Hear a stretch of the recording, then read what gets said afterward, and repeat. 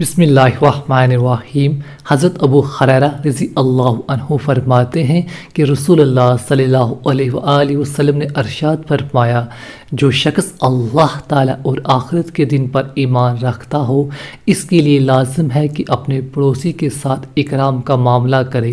صحابہ رضی اللہ عنہ نے عرض کیا، یا رسول اللہ صلی اللہ علیہ وآلہ وسلم، پڑوسی کا حق کیا ہے؟ آپ صلی اللہ علیہ وآلہ وسلم نے ارشاد فرمایا، اگر وہ تم سے کچھ مانگے تو اسے دو،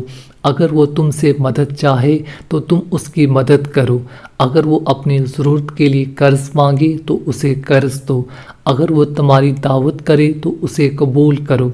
اگر وہ بیمار ہو جائے تو اس کی بیمار پرسی کرو، اگر اس کا انتقال ہو جائے تو اس کے جنازے کے ساتھ جاؤ، اگر اسے کوئی مصیبت پہنچے تو اسے تسلی دو،